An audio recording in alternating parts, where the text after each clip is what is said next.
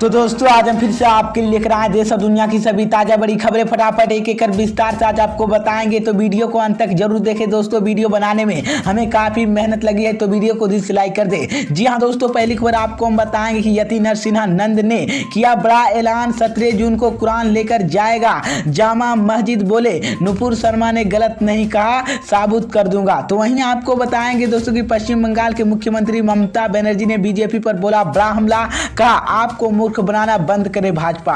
तो वहीं आपको बताएंगे दोस्तों कि बीजेपी सांसद नवीत राणा और रवि राणा के खिलाफ जस्टिस दायर, 16 जून को होगी अगली सुनवाई। तो वहीं आपको बताएंगे दोस्तों कि राहुल गांधी ने बीजेपी पर बोला तीखा हमला, कहा पार्टी के मूल में ही आज रखता। तो वहीं आपको बताएंगे दोस्तों कि पैगंबर मोहम्मद साहब पर विवादित टिप्पणी करने के मुद्दे पर सीएम अशोक गहलोत ने बीजेपी पर बोला बड़ा हमला।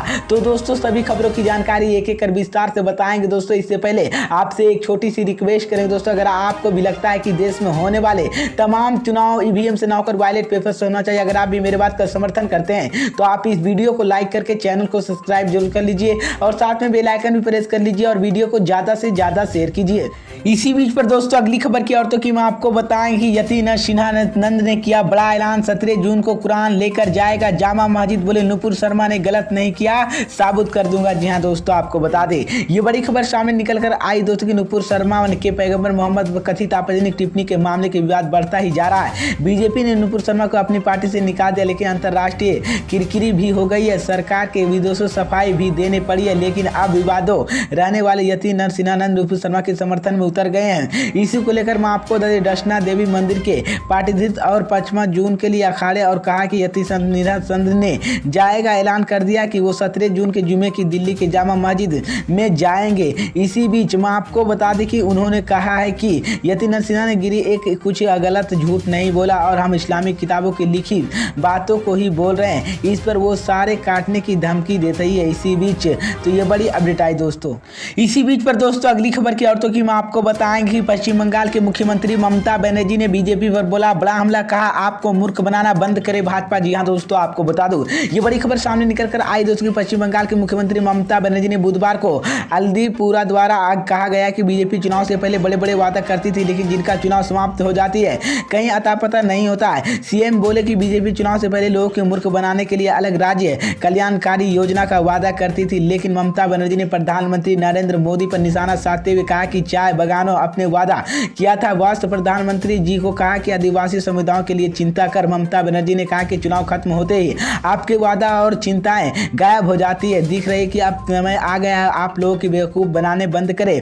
इसी के साथ ही ममता बनर्जी ने हिस्सा मारा के सामूहिक समारोह के हिस्सा लिया और पारंपरिक नृत्य किया। इससे पहले बीजेपी के कुछ नेताओं द्वारा पश्चिम बंगाल के काटकर अलग राज्य बनाने की मांग के मद्देनजर मुख्यमंत्री ममता बनर्जी ने मंगलवार को कहा कि राज्य को विभाजित करने की कोशिश के विफल करने रास्ते जरूरत पड़ने वो अपना खून तक बहाने के लिए भी तैयार है। इसी को लेकर मैं आपको बता दें ममता बनर्जी ने बीजेपी पर 2024 के आम चुनाव से पहले राज्य अगलावाद बढ़ाने देने की कोशिश करने का आरोप लगाते हुए कहा कि उत्तर बंगाल के सभी समुदाय के लोग दशकों एक दूसरे के साथ मिलकर रहे, लेकिन बीजेपी को लोग बांटने की कोशिश कर रही है। ममता बनर्जी ने कहा कि लोकसभा चुनाव के करीब आने के साथ ही बीजेपी अलग अलग राज्य की मांग की हवा देती है, लेकिन बीजेपी कभी गौरव क्लैंड की मांग कर रही है। इसी बीच मैं आपको बता दूं उन्होंने कहा है कि मैं बंगाल की अलग नहीं करने दूंगा, चाहे मुझे खून तक बहाने के लिए तैयार हूं, लेकिन राज्य को कभी विभाजित नहीं होने दूंगा। इसी बीच पर दोस्तों अगली खबर की औरतों की मैं आपको बताएंगी सांसद नवीता राणा और रवि राणा के खिलाफ जस्टिस दायर, 16 जून को होगी अगली सुनवाई। जी हाँ दोस्तों, आपको बता दें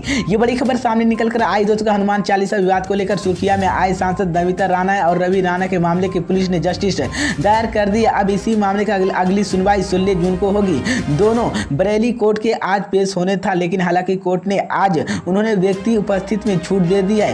पुलिस ने दंपति के खिलाफ FIF की धारा 353 के तहत दर्ज किए गए केस की जस्टिस दायर किया है। इसी को लेकर मैं आपको बता दें नवनीत राणा के उनके विधायक के पति रवि राणा के 23 अप्रैल को उनके मुंबई स्थित निवास पर उस वक्त गिरफ्तार किया गया था जब उन्होंने मुंबई बांधा सीएम शिवसेना प्रमुख उद्धव ठाकरे के निवास में होते श्री बार हनुमान चालीसा का पाठ करने का ऐलान किया था। राणा संदीप ने खिलाफ देशद्रोह व अन्य धाराओं के केस दर्ज किए गए। राणा के रणदीप 4 मई को कोर्ट ने जमानत दी थी, लेकिन 5 मई को जेल से ही रिहा किए जाएंगे। इसी बीच ये बड़ी अपडेट आई। इसी बीच पर दोस्तों अगली खबर की औरतों की मैं आपको बताएं कि राहुल गांधी ने बीजेपी पर बोला तीखा हमला, कहा पार्टी के मूल में ही है आज रखता। जी हाँ दोस्तों आपको बता दें ये बड़ी खबर सामने निकलकर आई दोस्तों कि कांग्रेस के पूर्व अध्यक्ष राहुल गांधी ने पैगंबर मोहम्मद पर विवादित टिप्पणी को लेकर पैदा हुए विवाद के पृष्ठभूमि में बुधवार को बीजेपी पर तीखा हमला बोलते हुए आरोप लगाया कि फ्रिंज अराजकता सीतामढ़ी पार्टी के मूल में है। ट्विटर पर कुछ शीर्ष बीजेपी नेताओं के पिछले बयानों को उदाहरण पेश करते हुए राहुल गांधी ने कहा कि फ्रिंज बीजेपी का मूल आधार है। इसी को लेकर मैं आपको उधर राहुल गांधी की टिप्पणी के बीजेपी प्रवक्ता नुपुर शर्मा और नवीद कुमार जिंदल द्वारा की गई टिप्पणी के मद्देनजर सामने आई पैगंबर मोहम्मद पर दोनों नेताओं की कथित आपत्तिजनक टिप्पणी को लेकर कुछ मुस्लिम देशों की कड़ी आपत्ति जताई है। विश्वास बयान के बड़ा खाद देशों की ओर से भारत पर प्रति तीखी प्रतिक्रिया देखने को मिली है। मामले की गंभीरता भावते हुए बीजेपी ने उन पार्टी से निकाल दिया है। इसी को लेकर मैं आपको बता दें कांग्रेस पर आरोप लगाया कि भारतीय दूतावास इस्तेमाल में बीजेपी के लिए किया गया है। इसी को लेकर मैं आपको पार्टी ने इसी मुद्दे पर प्रधानमंत्री की चुप्पी सवाल उठाया कि पार्टी प्रवक्ता पवन खोड़ा ने बुधवार को प्रेस कॉन्फ्रेंस को संबोधित करते हुए पूरे मामले को लेकर सरकार पर हमला बोला है। इसी बीच पर दोस्तों अगली खबर की और तो कि मैं आपको बताएंगे पैगंबर मोहम्मद शाह पर टिप्पणी करने के मुद्दा पर सीएम अशोक गहलोत ने बीजेपी पर बोला बड़ा हमला। जी हां दोस्तों आपको बता दें ये बड़ी खबर सामने निकलकर आई दोस्तों कि राज्यसभा चुनाव के लिए कांग्रेस के जादुई आंकड़े तक पहुंची हुई दिखाई दे रही है। वहीं पर बीजेपी बीटी के साथ कांग्रेस के नाराज चल रहे विधायक के बीटी के पहुंचने की कांग्रेस अलकमान संशोधित दिखाई दे रही है। इसी के मुख्यमंत्री सीएम अशोक गहलोत ने बुधवार को जयपुर राणा के होने वाले मीडिया कर्मी पर बातचीत की। साथ ही इसी दौरान भाजपा पर जमकर निशाना साधा। अशोक गहलोत ने कहा कि बीजेपी की ओर से विधायक की तोड़ने की हरकत लोकतंत्र के लिए खतरा। अशोक गहलोत ने स्पष्ट किया कि जब सरकार की संकट था तब यह सभी विधायक उनके साथ खड़े थे। ऐसे में अब वह विधायक कांग्रेस के कैसे साथ छोड़ सकते हैं। अब तक की राज्यसभा चुनाव में कई राजनीतिक पार्टी के अपने विधायक की संख्या के अनुसार प्रत्याशी चुनाव मैदान में उतारी है, लेकिन भाजपा के विधायक की संख्या कम होने के बावजूद भाजपा ने चुनाव में मैदान में 2 प्रत्याशी को उतारा है। हालांकि एक के बाहर के समर्थन दिया है, लेकिन सुभाष चंद्र के लिए जिस तरह से कांग्रेस के विधायक की ओर से उनके पक्ष में मतदान करने की बात कह रहे हैं उसके बाद नतीजे क्या होगा चुनाव के बाद ही पता चल पाएगा। इसी को लेकर मैं आपको मुख्यमंत्री अशोक गहलोत ने बुधवार को जयपुर राणा के होने वाले मोहम्मद पैगंबर पर भाजपा के पदाधिकारियों की ओर से की गई टिप्पणी पर भी प्रतिक्रिया दी। अशोक गहलोत ने कहा कि भाजपा की ओर से भले ही टिप्पणी करने वाले दोनों लोगों पर कार्रवाई कर दी है, लेकिन उनके इशारे से लगता है कि यह कार्रवाई कुछ दिनों के लिए की गई है। अशोक गहलोत ने कहा कि इस तरह से बयान में देश के गलत खराब हो रहा है। इसी के अलावा अन्य देशों के भी विरोध देखने को मिल रहा है।